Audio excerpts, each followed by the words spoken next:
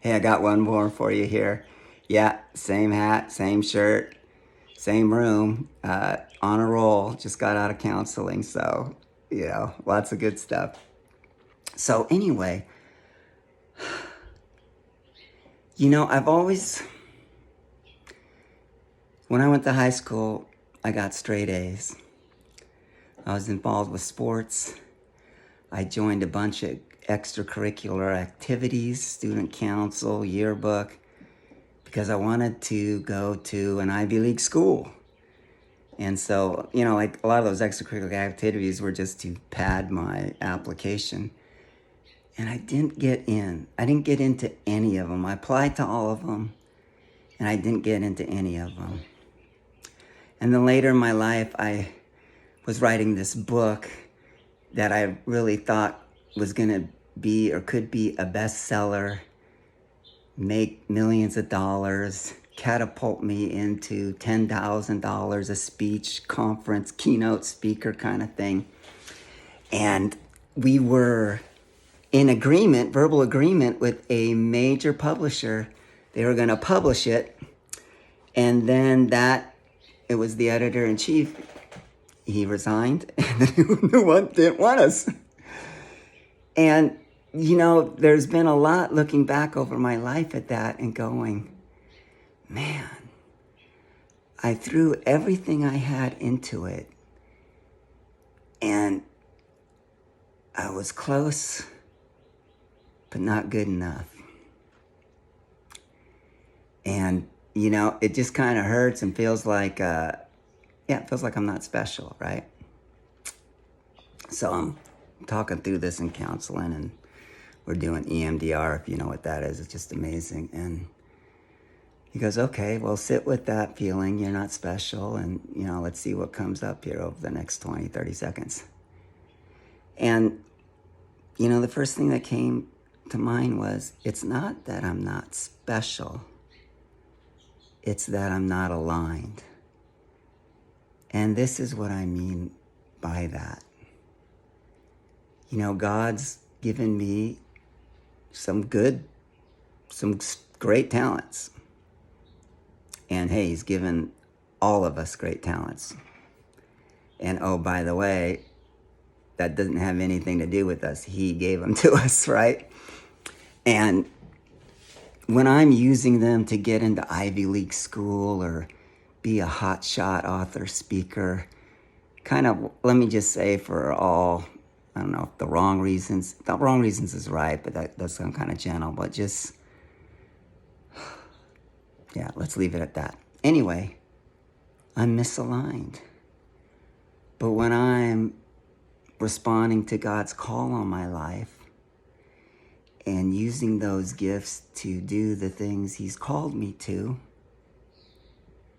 they will have the impact that he wants them to, because I'm operating in and to and through him. After the resurrection, the disciples were out fishing all night. They got nothing. These were professional fishermen. And Jesus sees them on the shore and he says, throw your nets on the other side of your boat.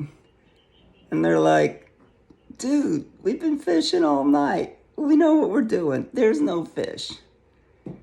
And yet, we'll do it. And they throw on the other side of the boat, and there's 162 fish. It breaks the net. It starts to pull the boat over, all this kind of stuff. And then they recognize it's Jesus. So anyway, and that's what the kind of thing I'm talking about. Like, hey, I got these talents you gave me, and I'm using them the way I think I should, or to try to do the things I want to do. And, coming up empty a lot, right? But if I am in tune with you, and you say, put your net on the other side, if you say, hey, self-publish the book, see what happens, then, yeah, I may get 162 fish. I may not.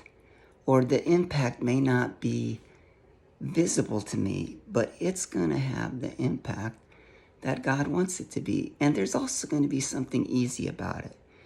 And I've had these dreams like of shooting full court baskets with Steph Curry and Kevin Durant, just easily throwing at full court, swishing them, pole vaulting up through the clouds, and it's just this sense of, another one too, where I was specifically asking, what do you think about like using anxiety to motivate me and versus relaxing? And the dream meant clearly relaxing. So anyway, sorry, that was kind of a digression, but when I'm participating with what God's doing with my gifts, they're going to have the impact he wants. And it may be a tremendously greater impact than, would naturally be possible because, God's supernatural. And do you see the shift here again from me? I want to be a big shot. I want to get into Harvard. I want to write a bestseller. I want to be special, to, hey, I'm invited to participate in what you're doing. I'm invited to participate in extending your love to people. I'm invited to participate in pursuing and standing up for justice, for those who don't have a voice, speaking up for them. It's not about me. It's about God and responding to the invitation to participate in His initiatives, His work. And so when I do that, one, I realize I am special. And hey, I'm aligned, and my well-being flourishes, and my impact's what it should be, all those kind of things. It's wonderful. Hey, one other quick thing on this. The parable of the talents. What does God say to those people? The first three comes back. He says, well done, good and faithful servant. He says the same thing to the servant who made 5 talents as to the one who made 2 or whatever it is. Well done, good and faithful. And do you see, he didn't say well done, good and successful. Well done, good and successful servant. You made it happen. You made a name for yourself. You pulled yourself up by your bootstraps. No, it was well done because you were faithful. You responded to my invitation to do what I was doing and to cooperate with me in it. You were faithful. That's what gets noticed, recognized, rewarded. That warms God's heart. It's not, quote, success. It's not the result. We do our step. We let it go, the results go, and we keep walking with God. I know a lot of people who will hear from God and pray for them and say, I think God's doing this in their life. It makes a huge difference in this person's life. The person who prayed it doesn't even remember what it was the next day. It's not about them. They just get the privilege and joy and delight of furthering and partnering with God to extend His love into the world. So, hey, you're special. And you'll probably feel how special you are more as you let go of trying to make your own way in the world to connecting with and getting in step with God and His expression and extension of love in the world. Peace out.